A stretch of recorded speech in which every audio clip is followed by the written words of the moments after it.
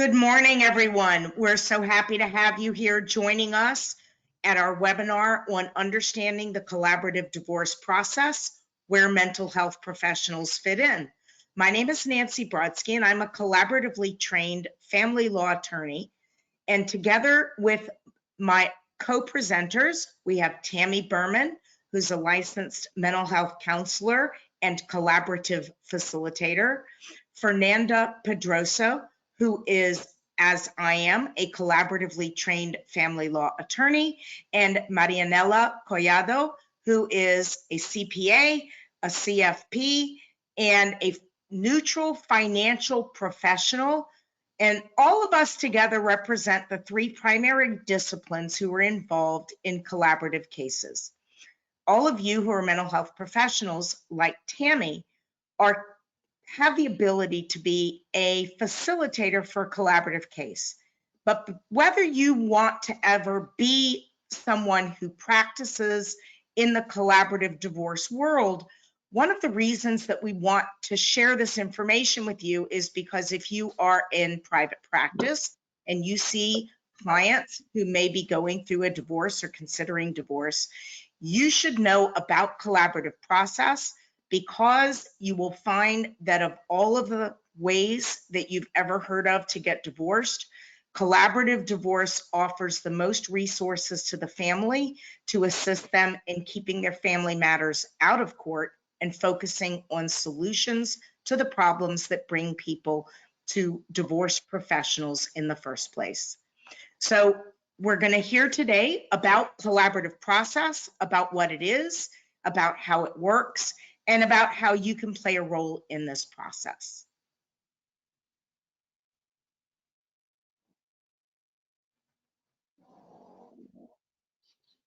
So I'm going to start off with just explaining what is the collaborative process. So it is an out-of-court process designed and intended to resolve family law disputes, claims, or issues.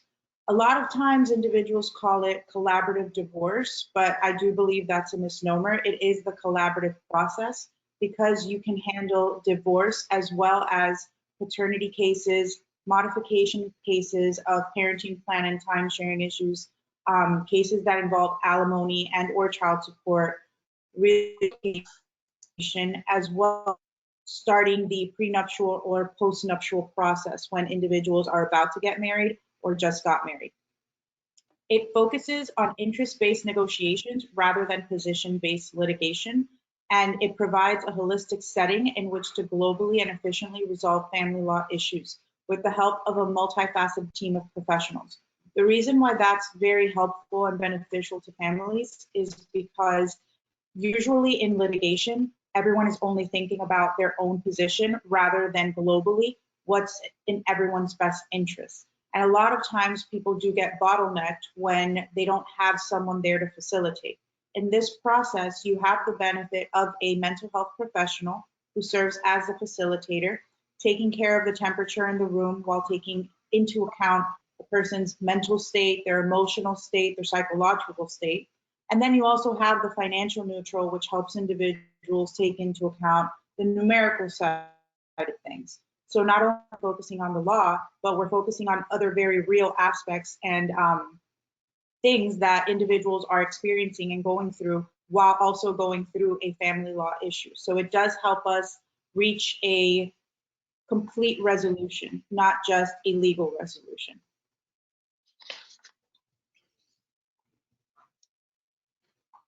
So there are requirements in the collaborative process, and the requirements are as follows. You need 2 attorneys, meaning that each participant, whether it's a spouse, a parent, whoever's involved, they need an attorney.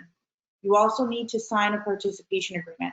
That means that both participants commit to working together towards a mutually beneficial outcome. The participation agreement does also include certain requirements, that there's transparency, that there's going to be good negotiations, that no one will unilaterally go to court and file a pleading. They're going to stay in the process and they're going to abide by the rules of the process. And one of the last aspect of the rules or requirements, and one of the most important, is the disqualifying clause. This means that if the collaborative process were to come to an end for any reason, the individual professionals that are involved cannot represent the participants going forward in a litigation. The reason for that is that we want to protect the process. It is a very transparent process, and we don't want to give anyone ammunition in the future that they were obtained during the process. So you don't want someone who represented someone during this process to then be able to represent one of the participants in litigation.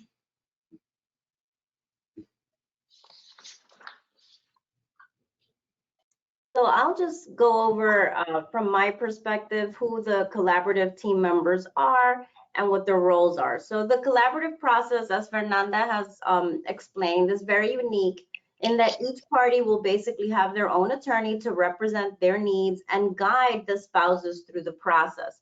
Most teams include, as Fernanda mentioned, 2 attorneys, 1 attorney to represent each spouse.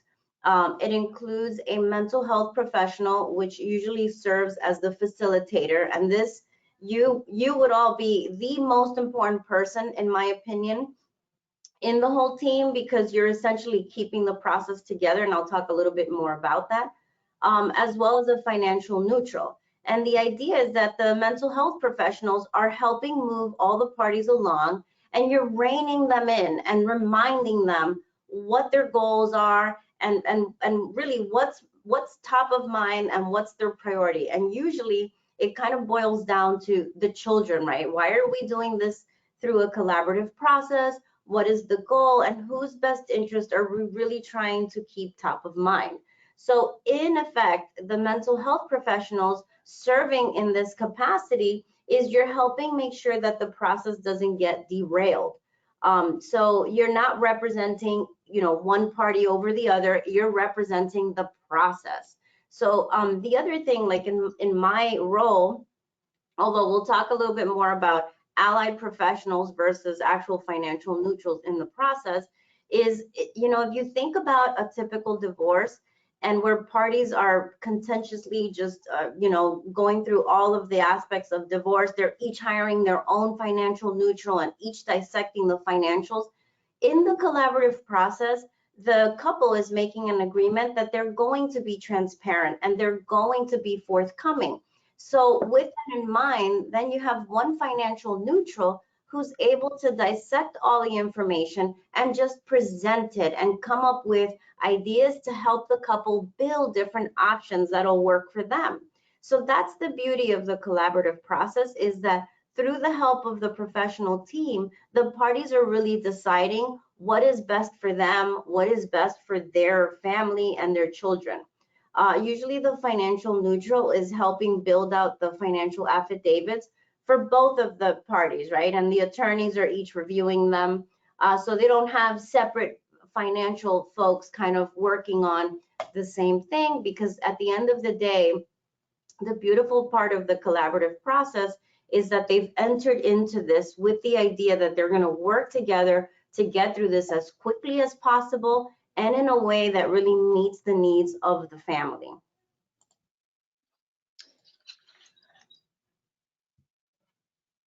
So what does the process look like? We basically onboard as a team. The clients typically reach out to attorneys first to get consultation, and they discuss the collaborative process. The attorneys may recommend the neutrals.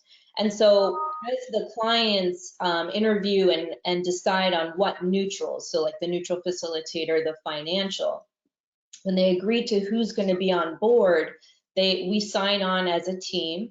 And we begin the process by doing what's called offline meetings, at least the neutrals do. So we gather information individually. The financial needs to have a consultation with the clients as well as the facilitator like myself to really get an understanding of what their goals, their interests are. The financial has specific things they look at in terms of gathering information and really truly understanding the needs, the concerns of the clients as they're entering into a divorce process. So we do these offline meetings in preparation for team meetings.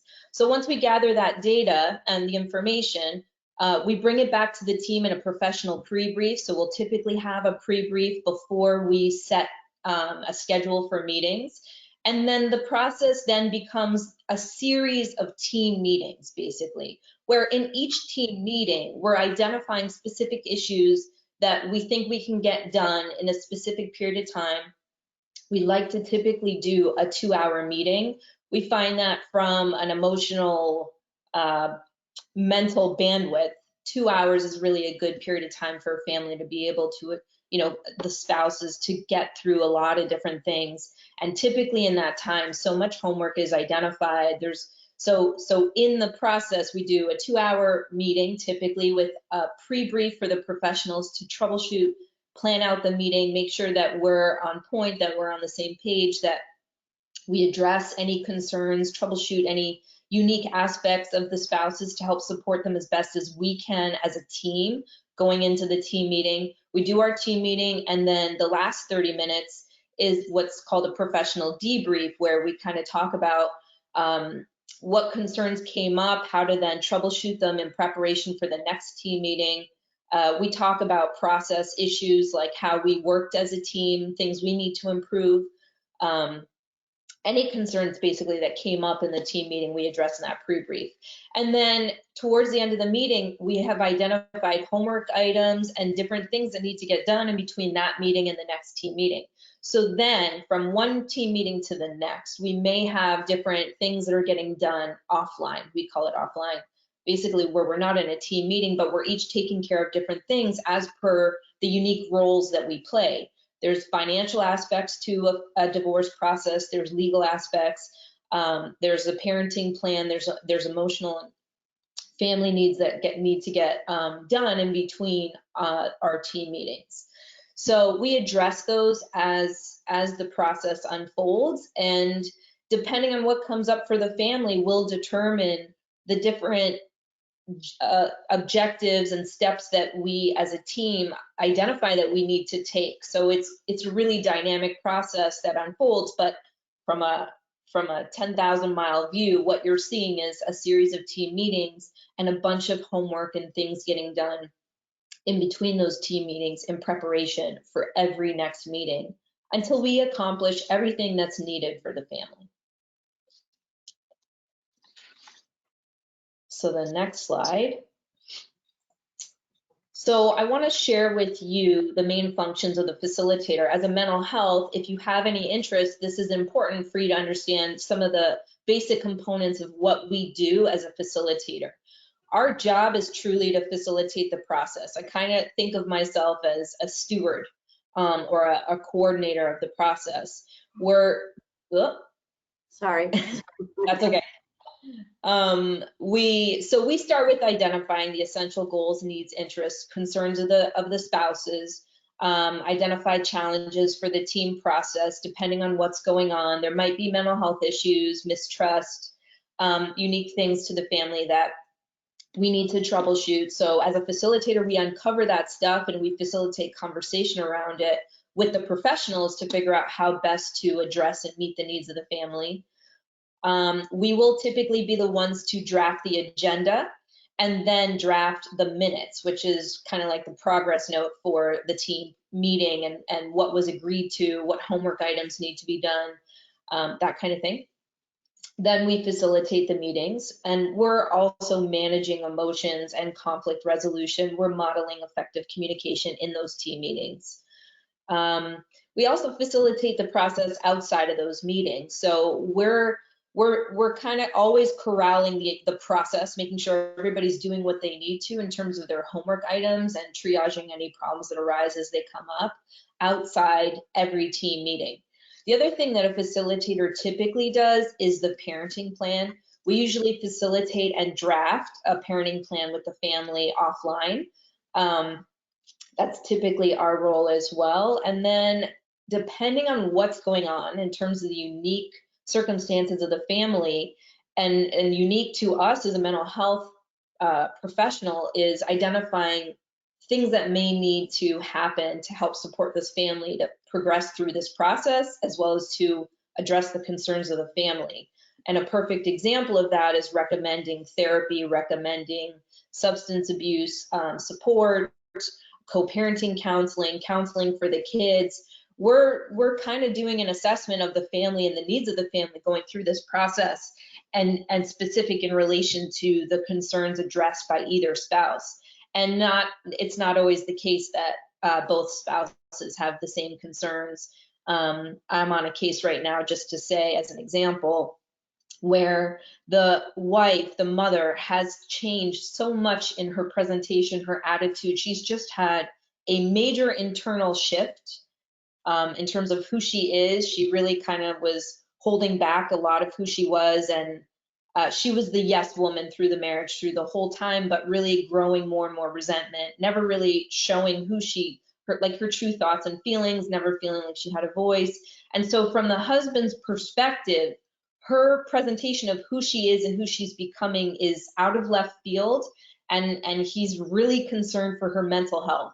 To be honest, I'm not as concerned as he is. I didn't live a lifetime with her presenting a certain way, but nevertheless, he has these concerns for her mental health, and he's really trying to push for a psych evaluation, which there's a lot of details of this case, but in reality, if he pursued it in the court of law, it unlikely would be the case. She's absolutely resistant to it because she feels it's a sense of control that he wants to exert over her. So she's really against it. And so we create unique interventions. And one of the things that I've implemented in this case is that first and foremost, that the child get therapy. And why does that appeal to the husband? It's because his greatest concern regarding the mom's mental health is her judgment around the child, safety for the child, really.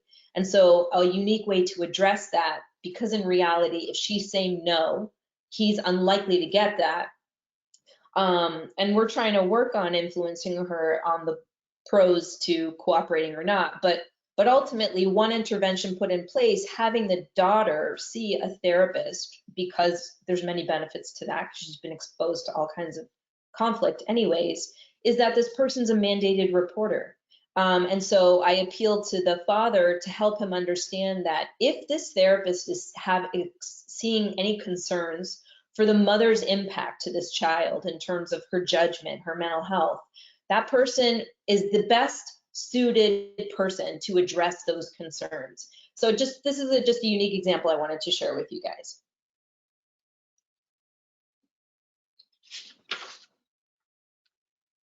So I kind of alluded to allied professionals when we talked about all the different roles and the professionals involved in the collaborative process. But this is very important because yes, you have the core team that's going to help through the collaborative process. But I think Tammy gave a perfect example, right? There are going to be moments and there are going to be circumstances that call for some additional reinforcements because the family needs the additional reinforcements due to whatever they have going on. So examples of other professionals that can help move the process along could be certified financial planners that may be helping one spouse just sort of obtain some peace of mind that some of the option building that is coming out of the core team will work for their life post-divorce, right? Because oftentimes the hesitation from one spouse to agree to the terms that are being presented is that they don't know if they're going to be okay. So one way to maybe provide peace of mind to maybe I would say that usually it's the least financially savvy spouse, or someone who's kind of been removed from the finances, maybe not the main breadwinner, and so there's this disruption that's happening in their life, and so they just don't have the comfort that they're going to be okay based on some of the options for alimony or some property settlements. So one thing that I think Fernanda has done a couple of times is that when she brings me in, it's just like you see the client just sighing of relief of, oh my God, okay, I'm gonna be okay. It's almost like you're providing them with a mask of oxygen for them to move forward past the negotiation and agree that things will work out and things will look okay. Because there's one thing to look at the financials and look at a financial affidavit and determine what is right for the couple based on the finances at that moment. But it's a whole other thing if you think about someone going through divorce, to think about what about after, what about tomorrow, what about, you know, when am I eligible for Social Security, and what about when alimony stops? Like, all these questions are going through their head. So it's nice to bring someone in to just provide that picture and that clarity into the future. Sometimes you need bankruptcy attorneys. Maybe it is going to be in one spouse's best interest to consider bankruptcy, because it's the only way they're going to come out from the deep hole that they, you know, that the couple has created with debt. So sometimes that's appropriate. And mental health professionals, even though you have the mental health professional that's the guiding light in the collaborative process, right? They're the facilitator. You may need other people to come in, as Tammy mentioned. This could be someone that, you know, you said she needs a psychiatric evaluation. Well, the mental health professional that's coordinating the collaborative process can't move away from that process and start doing another service. So I think on that note, I'm going to let Tammy go a little bit deeper on mental health professionals that are also involved as part of the process, but not necessarily as facilitators. Yeah, so many different things come up in a case that are of concern to the family, and they're going through this major transition, and they have to reorganize their life and put all their ducks in a row, so to speak, to help them feel safe, like to make sure they're going to be okay in this transition.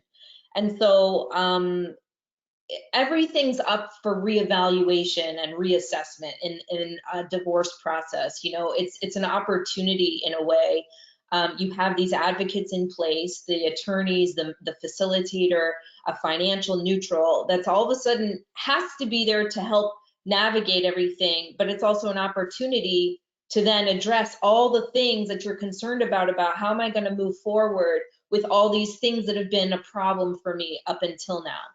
So from a mental health standpoint, and I really want to impart, you know, I do believe that the mental health community that the people at least that I've talked to and I collaborate with, there is a negative schema or a fear, intimidation about working with attorneys, and the collaborative process is a legal process. And so it can be intimidating, but there's many ways in which mental health professionals can interface and really support a family going through a divorce process as an allied professional, an affiliate of the process. So as an example, there's been deficits, which is very common. I'm sure you're not surprised, of families going into a divorce process where the co-parenting situation is not good. Their communication, they're not on the same page, they're undermining each other, whatever the case may be, that's common and often contributes to the breakdown of a family. So there's a need for co-parenting.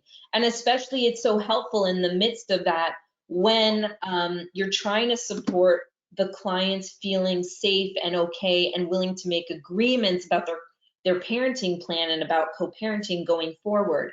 And so there's been many occasions where I have referred and included a co-parenting counselor as part of, I onboard them during the collaborative divorce process. And then we actually will craft, just as an example, this has happened, where the parents will agree to continue in co-parenting counseling, whether it's with that person or anybody else, but through and outside to after the process is over, for the sake of addressing the concerns that they have for each other and making sure that they're going to improve their ability to co-parent well.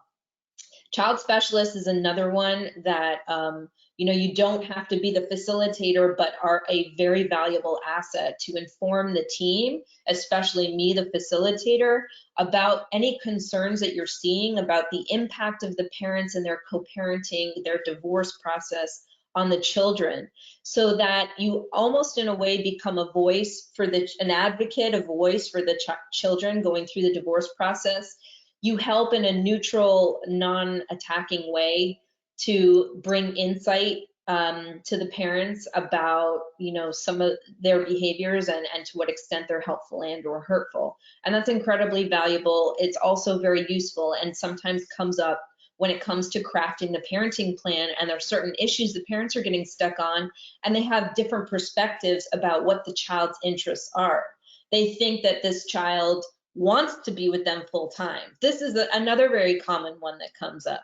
My daughter said she wants to be with me full time. And the other one saying, my daughter said to me she wants to be with me full time. And they're fighting over time sharing. And a child specialist is helpful here.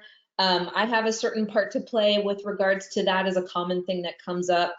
In this case, I gave you as the example, the other thing that was going on with the wife was that she was progressively drinking over time. It was part of her way to cope and deal with the failing marriage and just not being heard, not feeling that she could verbalize her needs and interests.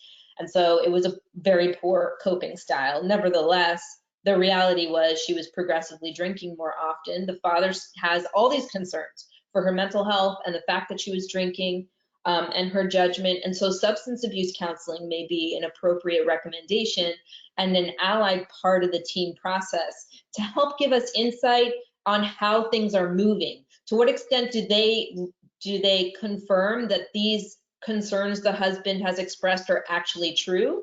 And what like interventions are being put in place or recommended and then put in place? And not only that, but what progress is being made? Because along a divorce process, I want to see as the facilitator, for the benefit of the husband and his concerns, and to help reassure him and to help him get to a place where he feels comfortable to make agreements, you want to see progress. And so as an allied professional, you're giving us input and insight into the team. The requirements for an allied professional is that you need to be trained. You need to have the basic, it's a multidisciplinary collaborative divorce training so that you understand well the process as a whole and how just all kinds of details on how to effectively interface. But this is at least a good kind of foundational, like a taste for you to give you a sense. So let's move on to the next. Okay, so benefits to the facilitator process. Hold on, I want to time myself just to make sure I'm not going way over time. You're good. You're good. I'm tracking time. Okay. So the benefits is that the team and you have a special part to play. And whether you're a facilitator or an allied professional, this is the thing that I absolutely love about the collaborative process is none of us could do each other's job. We need each other, and it's an amazing feeling to work with such professional colleagues that have their lane. And we need each other and we support each other through the process. It's an amazing thing. And so the benefits of the facilitator to the process is that you have your lane, you have your clinical insight, your clinical guts, what your knowledge and experience with understanding mental health, understanding the needs of a family dynamics, understanding the needs of children with regards to access to their parents and their developmental process as well. So you have all your clinical foundational information and your practice experience that is of incredible value to the team process. Along your journey as a therapist, I mean, we are adept at communication and conflict resolution and uncovering interests and goals and helping them to plan out different creative ways to effectively address and get clients' goals and needs met. And so that's a key piece of what we do and how we are an integral part of the process as part of our lane. So we use clinical insight to inform the team. We read nonverbal expression and emotions better than anybody else because that's what we do all day, every day. And so we can see it coming where the other professionals like didn't even see it coming, and you're already have a radar up and you start to address it as it comes up.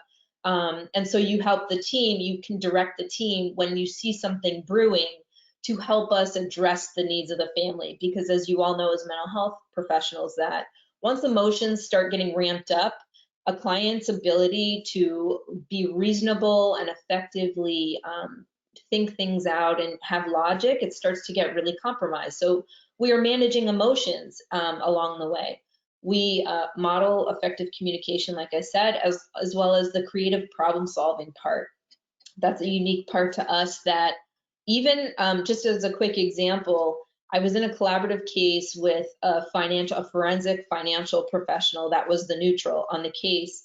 And this is a financial discussion and we're hitting certain challenges, certain roadblocks. And I'm not a financial person. We're talking about Chinese to me, you know, a foreign language that is very hard for me to understand and takes a long time to learn. But I'm listening, I'm engaged in the process and I'm hearing some of the challenges. And so I asked the question of like, is it possible that you could do this? And in the case that I'm explaining, the husband couldn't afford to move out. The wife couldn't afford to pay the mortgage on her own. And I can't remember all the other details, but it made it hard for how was the husband going to move out? And what I asked was, is it possible that he could pay her rent for his room? And so that he could afford to live there for a certain period of time until he could have enough financial foundation to move out. And for whatever, from the financial forensic, it was Alfred Filer. He was like, that was the most creative idea ever. He's like, I would have never thought of that. So, and I don't, you know, I thought it was just an idea, but it's an example of what, you know, we're creative as problem solvers. And so that's kind of the skill set that we bring to the table. So my time is done on the slide.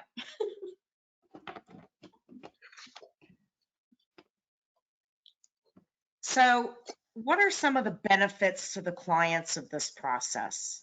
Well, there are a lot of them. First of all, it is completely confidential, like mediation.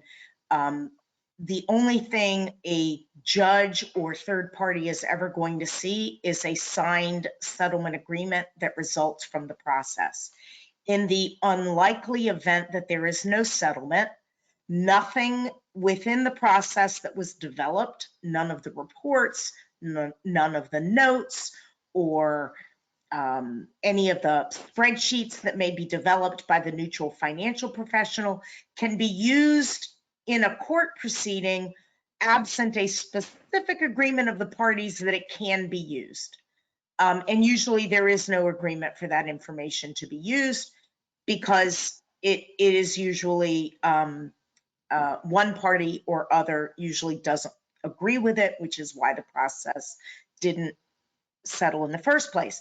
You should know that the success rate of this process is in the 90% range, depending on whose numbers you look at, but it's definitely a very high percentage. The speed at which the case can be resolved. This case can proceed as quickly as the clients want it to, or as slowly as the clients need it to. The process can be adapted to the needs of the clients, and that's one of the things that makes it so attractive. But for people who want fast, they can have a team that can work fast, and it can be many, many months faster than any court proceeding. Litigation, court proceedings are far more stressful than this process, although this process is not without its client stress. The process demands quite a bit from the clients. They can't hide behind their attorneys as their mouthpieces because they're really encouraged to be an active part of this process, which for me as a lawyer, I've seen the transformation that this process can make in the way the clients relate to each other.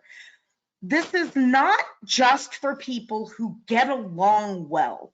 And I hear that a lot. I hear people say, well, they get along well, so they'll be good candidates. I think it's a mistake to think that people have to get along well in order for them to be successful in this process. I think that the process's best benefit to the clients is that it can actually teach them skills that no other process even pretends to teach them. And it is less stressful than litigation because litigation is the ultimate form of high stakes gambling.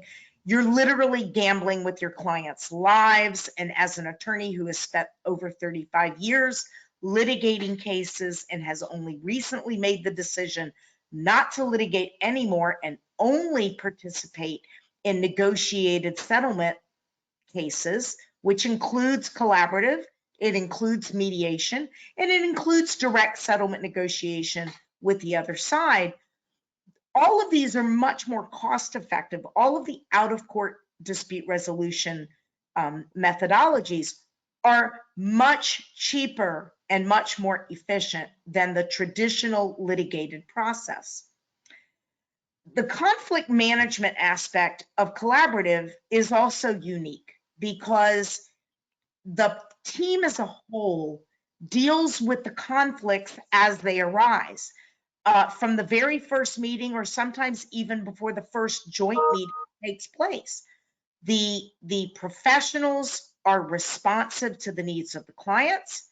And if there is an early temporary issue, the team works together to try to address it, because we've learned over time that the earlier a problem is addressed, the smaller the problem remains. If you leave a problem to fester, it grows. Much like in your own clinical practices, you see that unresolved problems become bigger and cause bigger and bigger issues, whereas if they had been addressed early on, you might have mitigated some of the negative effects. The agreements that are reached in a collaborative process have been proven statistically to be more resilient and less open to later attack. Fewer back to court arguments. They've already learned skills on how to solve their own problems, and many of them will then use their own skills to try to troubleshoot the problem. But when they can't solve it among themselves, the tendency is to go back to the collaborative team to help them resolve the problem. And I've even had a case, my original very first collaborative case, which I did back in 2006, even before I was officially collaboratively trained, ended up later needing a modification in another state where they had relocated, all as a family. As part of the collaborative process, we negotiated this later relocation, which was absolutely required because the husband, who was a federal employee, was transferred from the Miami office to the Washington, D.C. main office of this federal agency. The wife was only going to follow a year later to give their oldest child the ability to complete high school here in Florida, where she had gone to school her entire life.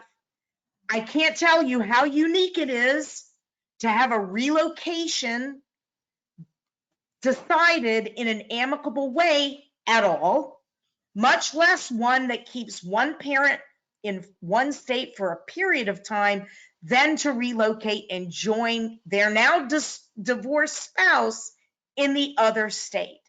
But once they got back to this other state, they were living in the greater Virginia area outside of Washington, D.C. She reached out to me some 4 or 5 years later that saying this, they needed to modify certain things about the agreement.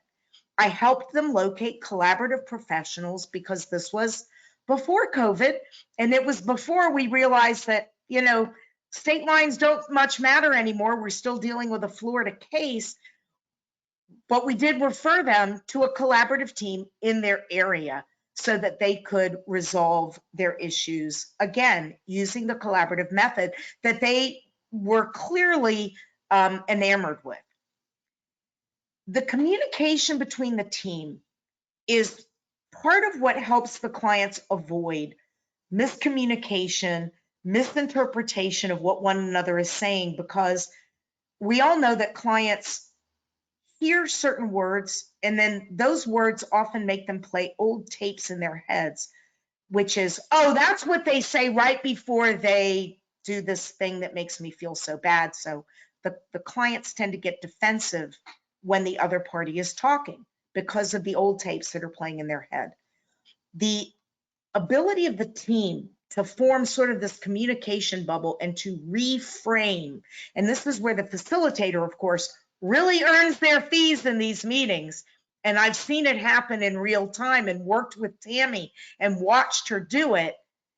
reframe exactly what was just said by watching the body language and facial expressions of the person who is hearing this, who is immediately reacting. They're hearing this old tape.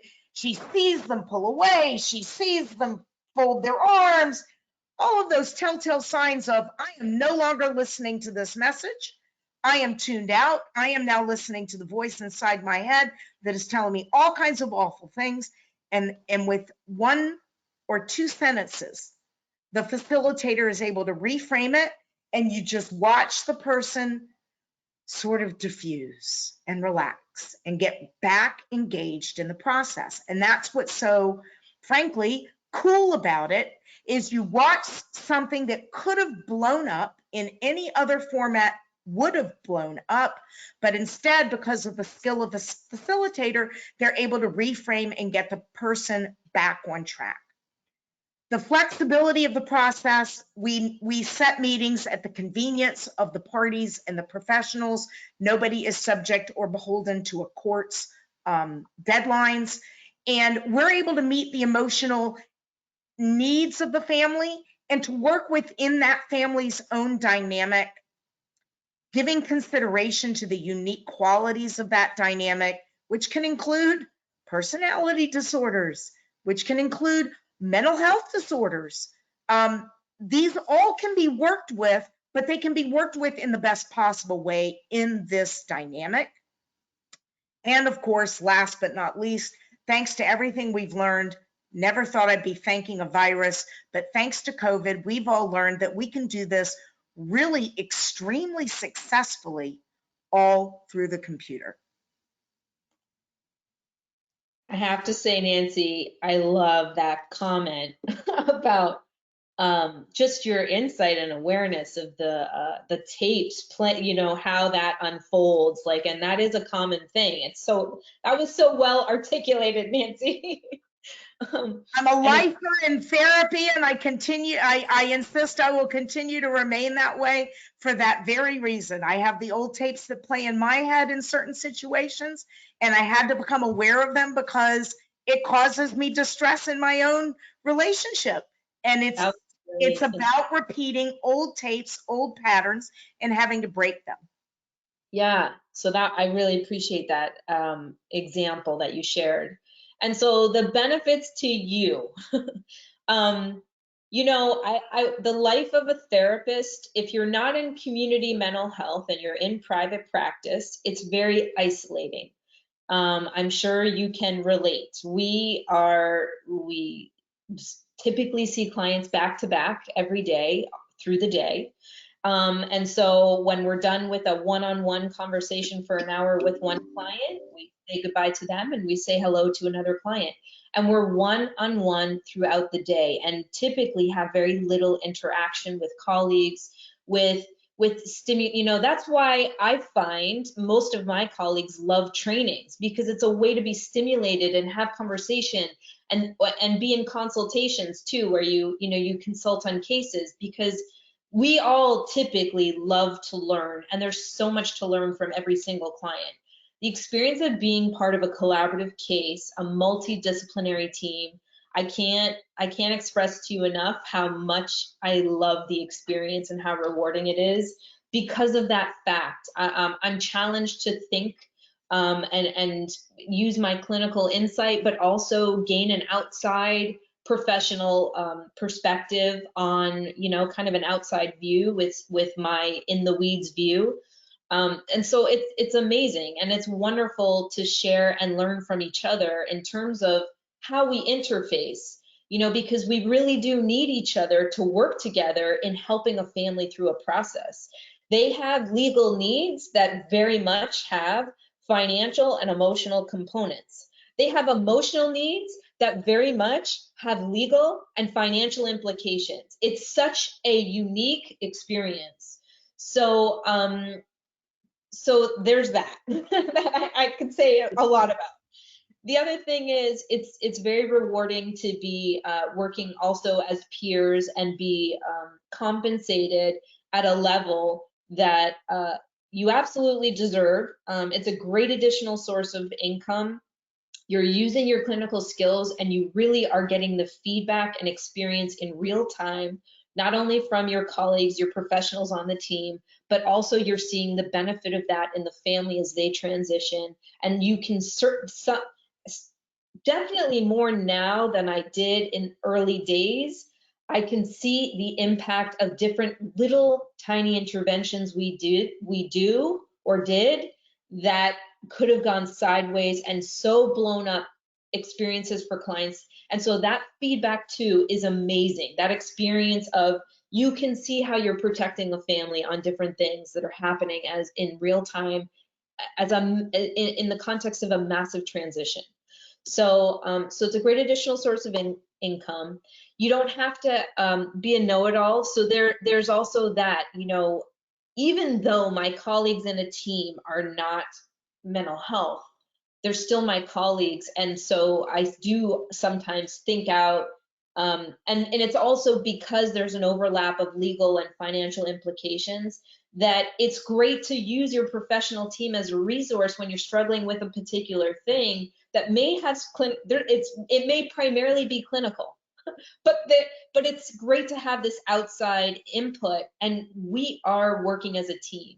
The best way I can explain this experience of being in a collaborative process is, if you ever were a kid and did a three-legged race, this is my best explanation of the experience of it. You're tying yourself up leg to leg with people that you've never maybe worked with, or maybe you've done one or two three-legged races with before, but you need to get to the finish line and you want to win. But the only way you're going to do that is by synchronizing. And so there's these obstacles that come up and challenges that may slow you down in certain ways and frustrate you, but then only because and as you slow down do you learn certain things about the value and how and why you need to slow down. So it is this massive six-legged race, and that includes the clients too, because learning about them and their needs and how they present versus like how they present in terms of their interests and what they say they want versus how they actually play out in real life, there's disconnect there too sometimes. So it's this great experience that you know, of just being part of a team.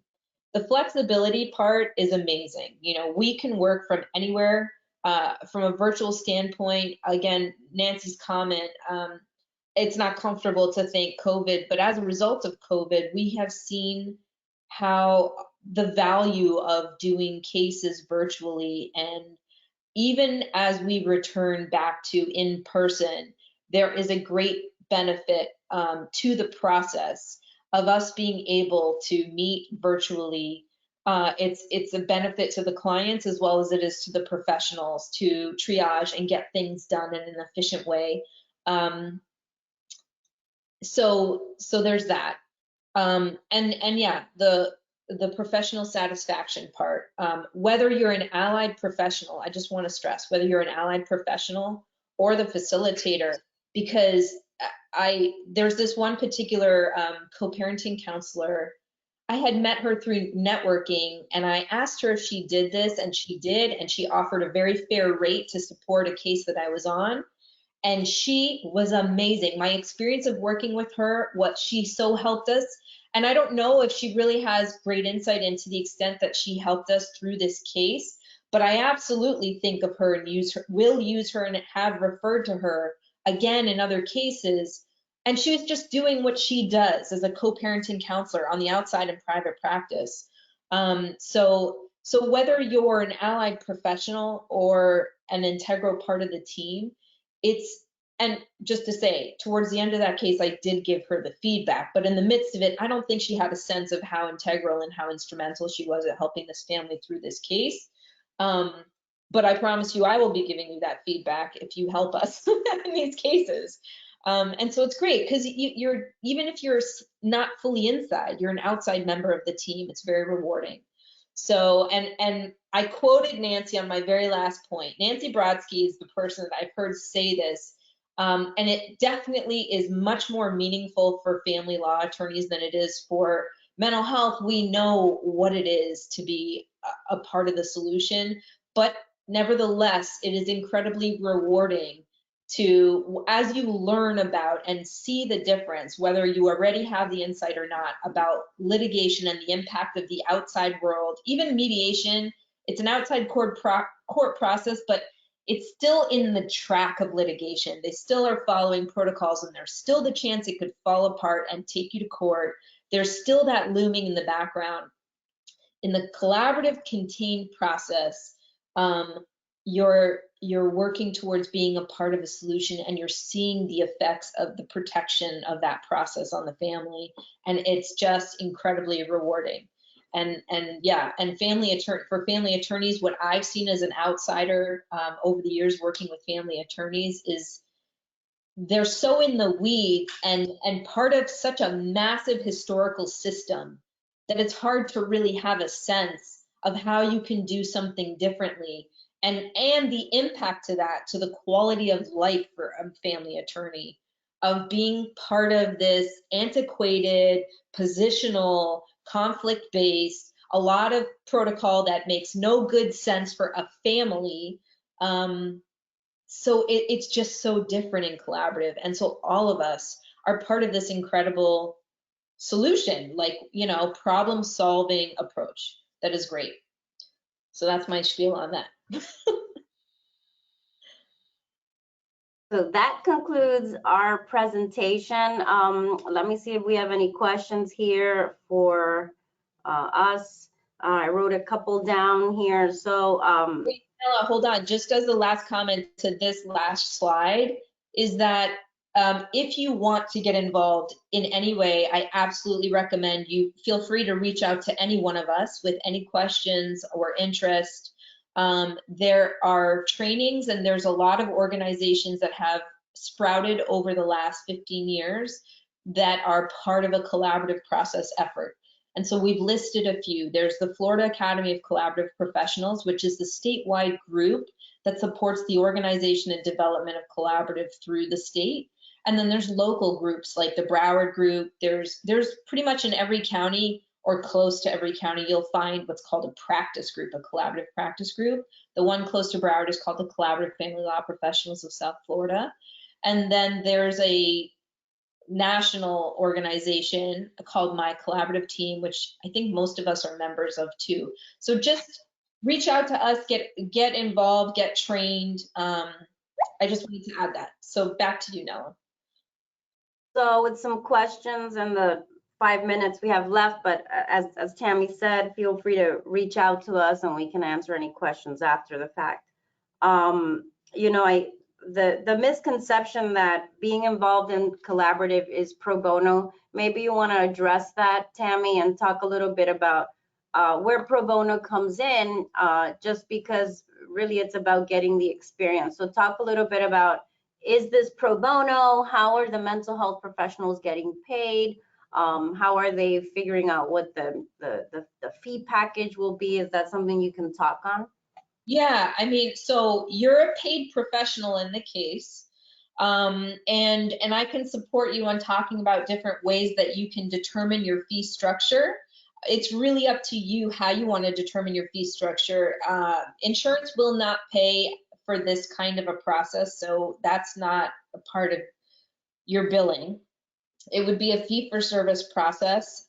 And so, you know, over the years, I've evolved in my fee structure. So I started using just a regular therapy fee, but as I've invested as much training as I have, I've increased. And also, as demanding as the role is, to be honest, I have kind of progressed and evolved to come more in line with my colleagues in the team process in terms of my fee structure.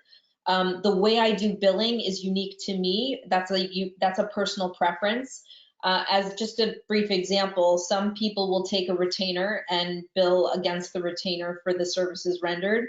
I typically will, I like to keep a credit card on file, and I create an invoice at the end of every week that I give to my clients, and then so that they have an opportunity to ask any questions about the services rendered, and then I bill their card on file at the end of the week. But there's many different ways you can do that. The flip side, like I'm just confused about the commentary about the misconception of pro bono. The flip side, I would say to you, is that in the very beginning, as a collaboratively trained professional, I offered my services first for free as a note taker, so I could be an observer, so I could see how this process unfolds, so I could become more competent as a professional, because my interest was to be as effective as I could be. So that was all pro bono, although note takers could get paid potentially, and if that's and you can ask support from the team of how to do that. And we, Nancy, actually all of us are part of the outreach committee of the Collaborative Family Law Professionals of South Florida. And with that, we, thanks to Nancy, have a very comprehensive pro bono project that runs through the 17th Circuit in Fort Lauderdale, the courthouse, with a specific judge, so that certain cases, if they qualify, and sometimes they come through legal aid and sometimes they can come through the 17th Circuit, just people that are filing for divorce, we may offer them what's called a pro bono case. So all the professionals would be of no charge. And that's a great opportunity for you to then practice your skill set. It's great for networking, but it's not something I would recommend you do for the rest of your professional life. It's, you know, it's a very rewarding position to be paid to do. And then one last question in the next 2 minutes we have is for the attorneys, Fernanda and Nancy, what are cases that are there cases that are not right for collaborative? And if so, what are those cases that you typically would not want to handle through collaborative? Great question. I think the first case that I would say that would be disqualifying is when for me, not every professional feels the same way, but when there is criminal domestic violence or an open dependency case, which is where the state, of course, is involved in a family's life because of abuse, abandonment, or neglect, those are no's for me in a collaborative case. There are some who say that domestic violence should not be a disqualifier, but I feel like the power imbalance is too great, and that collaborative really depends on a balance of power. And I would be more comfortable taking that kind of a case through a mediation process rather than a collaborative process, because there's less direct back and forth between the clients. Fernanda, any other you want to add? So I think before the pandemic and before things were done virtually, I would agree with that position. But if now that individuals do not have to be in the same space, I think that the power imbalance really was more present when you're physically in the same space. Objectively, if you are in a virtual space and you have the benefit of a team, right? Because there's two neutrals and you have two collaboratively trained attorneys, I actually think that the individual that would have been the lesser of the two, right? The person who has the underhand, that person is kind of protected by the fact that there's a team, right? It's no longer a one-on-one dynamic. Now it's an objective team assessing what's going on. And I think it's put a spotlight on the aggressor. So, but I do agree with Nancy previously, you know, if you're in the same space with someone and you have that dynamic, mentally, you don't know what that client is going through and whether their actions or what they're agreeing to is based on how they physically feel. And they might feel physically inferior, or they might know cues that maybe even the mental health professional doesn't. But I think the virtual space does create a type of barrier. Because ultimately I'm the proponent of, I don't think litigation works. I know that a lot of individuals do think it works, but ultimately we're dealing with families, whether it's a divorce, whether it's a paternity, anything, it's families at the end of the day. And I just don't believe that judges are equipped to handle things in the way that a multifaceted team are. And just to go a little bit further on what works, what type of cases don't work, I think that all cases, absent dependency and some issues like that, I think all cases do work in the collaborative process. And like Nancy mentioned, I think the more difficult the case, the more conflict there is, the more reason there is to try and handle it this way. Excellent. Well, that's pretty much, those are all the questions there. Tammy, do you want to close with any overarching remarks and comments? I just want to encourage you that if you have questions and are open-minded to the possibility of being a part of the collaborative process, whether as a facilitator or an allied professional, that we would love to hear from you. We want to support you in the growth of the collaborative community. It's obvious, I'm a clear advocate. I was a child of a really bad divorce, and when I first learned about collaborative and the potential of it, I was like, I just saw all the ways in which this can protect a family through a very challenging time. And I would agree with Fernanda. I don't think that the court system, the protocols, the approach to resolving issues is appropriate or effective enough for a family. So I encourage you guys to reach out to us if you have any more interest. And this is a recorded video, and so we're going to be putting it up through the Facebook group that we advertise through, and we're grateful for the opportunity to speak to you guys today. Thank you. Have a great day. Bye, guys.